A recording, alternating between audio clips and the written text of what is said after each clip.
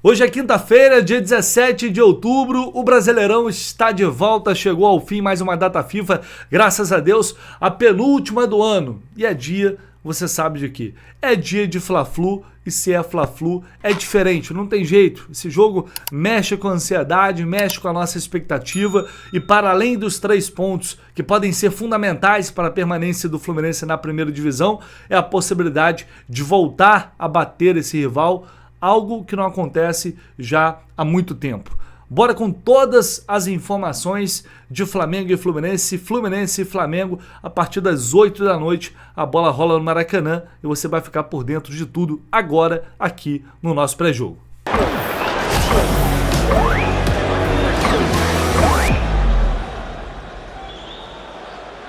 Hoje é jogo para quem tem coragem, senhoras e senhores. Se já dizia o filósofo, sem coragem a gente não faz nada da vida. Alguém falou isso em algum momento, eu não me lembro quem, mas para mim é uma verdade absoluta. Sem coragem a gente não vai a lugar nenhum. Eu espero que o Fluminense possa ter essa coragem hoje à noite contra o Flamengo. Depois de mais de 15 dias sem jogar, o mínimo que o torcedor espera ver, o mínimo que nós esperamos ver é um Fluminense dando a sua vida, deixando a alma em campo, correndo mais com o adversário. Você pode até não jogar melhor. O Flamengo está no momento superior, tem um time superior, mas o Fluminense pode e deve correr mais com o rival se quiser ficar com esses 3 pontos. A gente sabe que vai ser um jogo muito difícil, como qualquer clássico, como qualquer Fla-Flu. O Fluminense entra em campo mais pressionado com o rival devido à situação na tabela. O Flamengo certamente está pensando muito mais na Copa do Brasil no final de semana. O Fluminense, por outro lado, além dessa pressão, tem desfalques. Mas a gente está falando de Fla-Flu. E a gente sabe que Fla-Flu é diferente. Ah, mas o desempenho nos clássicos tem sido uma vergonha nesses últimos tempos. Também sabemos disso. É verdade. Mas, então por que, Olessa, eu tenho que acreditar se há tanta coisa contrária, se há tanta coisa que diz pra gente que vencer hoje é improvável para alguns? Porque pra mim é muito simples, gente. Se trata de uma questão de sobrevivência. E não há nada mais forte no ser humano que a busca pela sobrevivência. O ser humano, quando ele tá lutando para sobreviver, ele é capaz de tudo. Só que a gente depende da vontade de sobreviver desse elenco, desse grupo, desses jogadores. Coisa que faltou em muitos momentos nesta temporada. Não depende de mim, não depende de você. A gente pode torcer, a gente pode acreditar que é o que eu vou fazer, mas a gente não entra em campo. Mas se esses caras tiverem hoje diante de um rival, que a gente sabe que é superior, é um fato, mas se eles tiverem esse instinto de sobrevivência, de enxergar nesse jogo uma grande possibilidade de dar um passo grande em direção a esse objetivo, que hoje é o que a gente tem, que é permanecer na primeira divisão, eu acho que as coisas podem acontecer. Vontade, raça, disposição, isso por si só não define um jogo de futebol, a gente sabe disso. Mas quando você tem um adversário mais qualificado pela frente, a única forma de você vencê-lo é tendo mais fome que o seu rival. Então não há nada mais forte do que o espírito, a luta pela sobrevivência. Eu acredito nisso porque qual é a outra alternativa? É entrar em campo já derrotado? É ir para um jogo como esse já acreditando ou imaginando que é impossível vencer? Isso para mim não existe. Para um time do tamanho do Fluminense, isso para mim é inaceitável. Infelizmente a torcida parece não ter entendido a importância desse jogo. Eu sei que esses caras não merecem isso, isso é fato. Eu sei que tem muita gente que não consegue ir por N motivos, mas tudo é pelo Fluminense.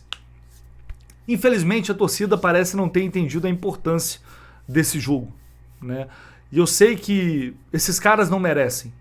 De fato, eles não merecem. A temporada do Fluminense é ridícula no geral. Mas nada é por eles, por diretoria, por treinador, por ninguém, a não ser pelo Fluminense. Por isso não há nada que justifique 5 mil ingressos apenas vendidos antecipadamente. A gente sabe que tem muita gente que, por um motivo ou outro, não pode ir, é totalmente justificável. Inclusive, a violência em clássicos inibe muitos torcedores, mas também sabemos, por outro lado, que o Fluminense tem uma torcida gigante e que poderia, né, com as pessoas que têm disponibilidade para ir, poderia encher o setor sul. E essa é uma demonstração de força que seria extremamente importante num momento crucial, diante do maior rival, porque é triste ver o Fluminense jogar dentro do Maracanã contra o seu maior rival como um visitante, de fato. Aliás, parabéns para você que estará hoje ao Maracanã, que esse time possa ter o mesmo espírito de luta que vocês, que possa dignificar não só o torcedor que estará no estádio hoje, mas a toda a torcida do Fluminense. Que hoje essa vitória ela possa vir de um jeito ou de outro com as bênçãos de João de Deus. Vamos lá rapidamente ao histórico desse clássico, Fla-Flu, que ultimamente tem sido bastante complicado. A última vitória foi aquela mesmo, aquela vitória histórica, goleada 4-1, final do Campeonato Carioca de 2023. De lá para cá, nenhuma vitória. Foram 4 derrotas e 4 empates. A última derrota foi em junho deste ano. O Fluminense perdeu para o Flamengo por 1-0. É um retrospecto extremamente negativo recente. Depois do Fluminense ficar muito tempo sem perder para o Flamengo, aliás, de ter ali um retrospecto, um histórico muito positivo diante dos rivais aqui no Rio de Janeiro.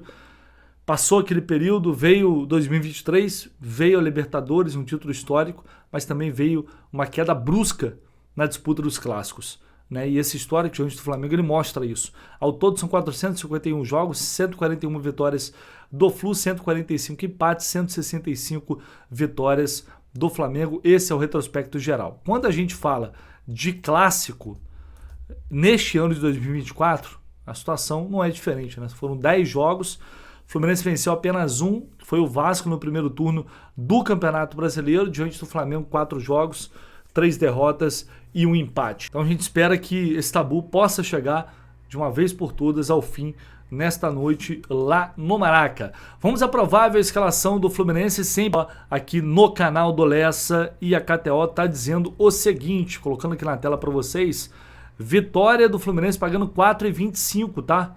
Já o Flamengo 1,90. Essa diferença eu acho que é justa pelo momento dos times, pela situação, apesar de que o Flamengo tem desfalques, um time muito modificado.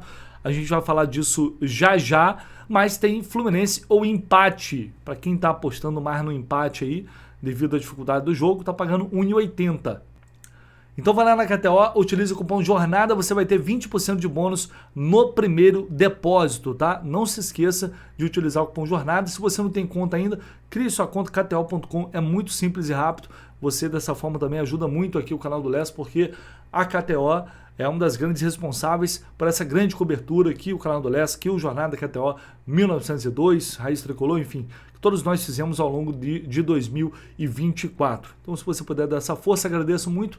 Aposte sempre com responsabilidade, nunca vá apostar aquele dinheiro que você não pode perder, beleza? Vamos aos desfalques para o jogo de hoje. Estão fora Marcelo, Keno, Serna e, infelizmente, Thiago Silva, todos esses fora do confronto. De volta, Ignacio e Nonato, jogadores que estão voltando aí de lesão. Inclusive o Ignacio pode ser, não vou dizer surpresa, né? Mas tem tudo para ser titular no jogo desta noite. É sobre isso que a gente vai falar agora, sobre essas mudanças.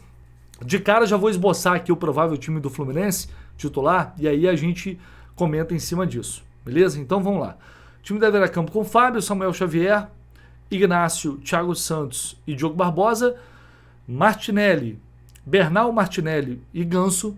No ataque, John Ares, Lima e Cauã Elias. Esse deve ser o Fluminense para começar o jogo diante do Flamengo. Temos algumas ponderações, temos algumas observações importantes. É claro que a ausência do Thiago Silva, para mim, tem um peso substancial, tem um peso gigantesco. É claro que os outros jogadores, por exemplo, perder Keno e Serna de uma vez só, 2 jogadores da posição, é muito ruim. Isso vai obrigar o Mano a mexer talvez até na estrutura do time, a depender de como o Lima vai se posicionar dentro do jogo. Porque uma coisa é uma ideia de o Lima vai jogar mais no ataque pelo lado esquerdo, mas a função pode ser totalmente diferente. Vou começar pela zaga então. A gente tem como grande novidade a volta de Ignacio no time titular. Um jogador que já está há um bom tempo fora, há muitos dias fora de combate, se recuperando de uma lesão, né? Já desde semana passada, já vem treinando normalmente com o grupo. Então é uma decisão para muitos arriscada que o Mano está tomando. Escalar um jogador que está sem ritmo de jogo numa partida, num clássico que tem tudo para ser muito pegado. Mas é um risco certamente calculado e é uma decisão que, acredito eu, está baseada nos substitutos do Thiago Silva. Quais são os substitutos? Felipe Melo, Manuel e Antônio Carlos. Eu acho que a resposta, talvez, para a escalação do Ignacio esteja justamente aqui. Porque a gente sabe que o Thiago Silva, os números falam por si, né? O Fluminense venceu apenas um jogo no Campeonato Brasileiro sem o Thiago Silva, que foi contra o Cruzeiro, o último. Até então não tinha vencido nenhum sem ele. Não há substituto do nível do Thiago. Isso é óbvio, evidente. Mas a questão vai além disso. A preocupação é com quem entra no lugar do Thiago. Eu acho que o Ignacio, ele tem potencial para ser esse cara, inclusive a dupla do Thiago Silva, para formar essa dupla com o Thiago. Mas a gente teve uma amostragem muito pequena ainda do Ignacio.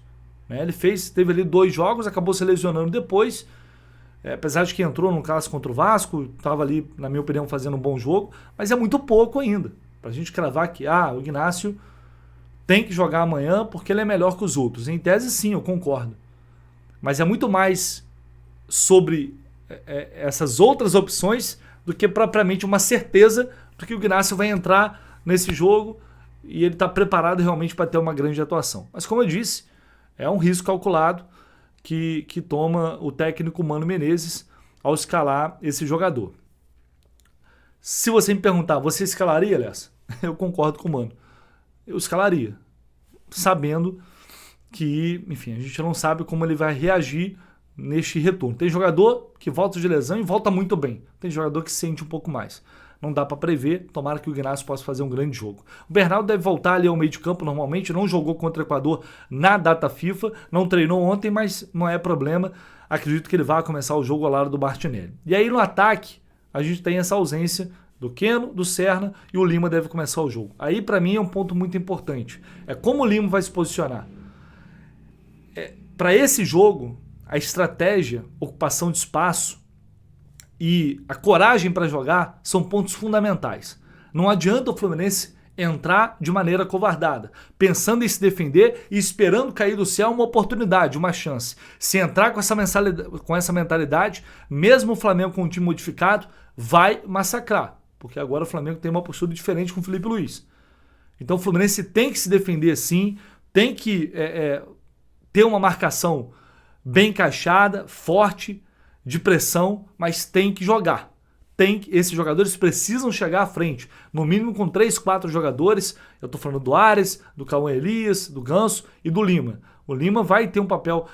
Mas o Lima é isso, o Lima é aquilo. Sem o Lima estaria pior, tá? Sem o Lima estaria pior. E ainda bem que tem ele para fazer essa função, porque não tem outros jogadores. A outra opção no banco deve ser o Isaac. É um jogador mais de velocidade que já há muito tempo não tem uma chance. Então essa é a nossa realidade. E de quebra ainda perde uma opção para o segundo tempo. Porque o Lima é um jogador que sempre entra. Contra o Cruzeiro, se não me engano, teve um jogo recente que ele entrou muito bem. Vocês vão se lembrar. Então é um jogador que pode ser muito importante se ele estiver bem no jogo de amanhã. Se o Lima for titular, a gente vai precisar muito dele fazendo um jogo correto para conseguir se defender bem e atacar e conseguir agredir também o adversário quando o Flamengo der algum tipo de espaço. E uma outra discussão aí é o ataque, é o Elias ou Cano. Não me surpreenderia se o Cano for titular. Ele voltou depois dessa lesão, desse tempo parado. Para mim ele deu sinais de que está melhorando, de que está evoluindo. É muito pouco ainda? Óbvio que é muito pouco. Não é esse o Germancano que a gente se acostumou a ver. Mas para esse jogo, diante do Flamengo, até porque o Cauã não vem jogando tanto assim, eu acho que eu começaria o jogo com o Cano. Mas não dá para crucificar de forma alguma a opção do Mano, caso o Cauã seja escalado, talvez para ter mais mobilidade ali na frente. Mas enfim, nesse clássico, para esse jogo especificamente, eu iria com o Germancano. E além disso, a gente vai ter o Ares voltando de uma data FIFA, jogou na terça-feira, vindo de Barranquilla, chegou no fim da noite, início da madrugada desta quinta no Rio de Janeiro, para descansar e jogar.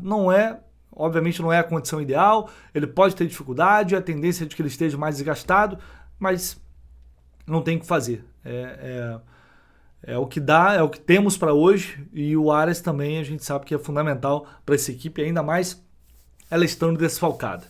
Então o Fluminense vai ter que ser inteligente e vai enfrentar um Flamengo também muito modificado, né? O Flamengo vem aí com muitos jogadores atuando durante a data FIFA e tem uma semifinal de Copa do Brasil pela frente. Então o Felipe Luiz ele vai poupar alguns jogadores. Pegando até aqui essa matéria do GE para a gente ter um apoio, Gerson e Pulgar jogaram 90 minutos pelo Brasil, pela seleção chilena. Estão fora, não vão ser nem relacionados. Dela Cruz também vai ser poupado. Isso é um bom sinal.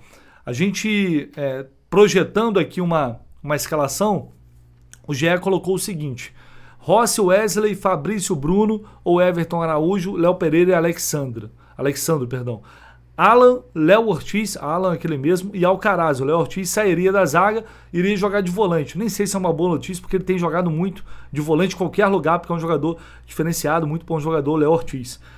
Vinha jogando melhor até como volante. E aí, Michael ou Matheus Gonçalves, Bruno Henrique e Gabriel Barbosa. Bom, esse meio de campo, apesar do Léo Ortiz estar bem, o Alcaraz ainda não mostrou tanto futebol assim. O Alan é um jogador que vem sendo muito criticado lá no Flamengo. Então acho que, em vista do que é o time titular principal deles, obviamente é uma boa notícia. Isso significa que vai ser mais fácil? Não necessariamente. Mas eu acho que não há discussão que, entre aspas, facilita um pouquinho e pode tornar a missão do Fluminense um pouquinho menos complicada, se é que dá para dizer assim. Você vai ter um ataque do Michael, que voltou de lesão há pouco tempo, e do Gabriel Barbosa, que está tentando voltar à sua melhor fase desde que o Felipe Luiz assumiu o time, e ele parece ter melhorado. No mais, ainda assim, é uma equipe forte, é uma equipe que tem qualidade, que tem bons jogadores, mas de qualquer forma, querendo ou não, eles não vão admitir isso nunca, mas o foco do Flamengo certamente está mais no jogo da Copa do Brasil do que no Campeonato Brasileiro. Então, isso não vai definir o jogo, isso não vai resolver, mas querendo ou não, também, se o Fluminense tem desfalques, o Flamengo também tem desfalques importantes e vai vir para esse clássico com um time bastante modificado. Vamos à arbitragem. Apita o jogo Rafael Claus. Infelizmente, Rafael Claus será o árbitro dessa partida. Árbitro FIFA foi auxiliado pelo Danilo Ricardo Simão Maniz e pelo Marcelo Carvalho Vangassi. O VAR será o Rafael Trace. Bom, o histórico ele é assustador. Aqui o site flusão.info. Olha só o histórico desse cidadão. Fluminense, o último jogo que o Fluminense ganhou com o Rafael Claus apitando foi em 2022. Aliás, nem me lembrava, teve uma sequência ali de 4 vitórias. Né? Impressionante. Depois disso, meus amigos, 4 derrotas em 3 empates. Aliás, mas isso não quer dizer nada. Beleza, 38 jogos, 9 vitórias do Fluminense, 7 empates e 22 derrotas. É claro que isso, por si só, não prova nada. Nem estou querendo fazer isso, mas assustam. São números que assustam. O último jogo que ele apitou foi um empate com o Juventude em 2-2 no Maracanã, aquele jogo trágico. E aí só o que eu queria, e eu espero, que ele possa ter uma arbitragem honrosa, uma arbitragem digna e correta. É pedir demais? Talvez sim. Aliás, é pedir demais para a arbitragem brasileira no geral. Mas Rafael Claus contra este rival é sempre muito preocupante, é inegável. Mas, enfim, essa é a nossa realidade, tipo de coisa que a gente não controla. Que o Fluminense possa entrar em campo, inclusive disposto a vencer mais um adversário. A partir das 6 da noite, direto no Maracanã, cobertura completa, como vocês já estão acostumados, a equipe Jornada KTO 1902, marcando presença dentro e fora do estádio, fazendo aquela cobertura especial, já 2 horas antes do jogo, e claro, durante a partida você pode ver o jogo pela TV, problema nenhum, mas deixa o áudio com a nossa transmissão, né? A transmissão de quem vive e respira o Fluminense 24 horas por dia, uma transmissão voltada para você, torcedor tricolor. Nos vemos mais tarde, um abraço e, se Deus quiser, com essa vitória tão importante. Valeu!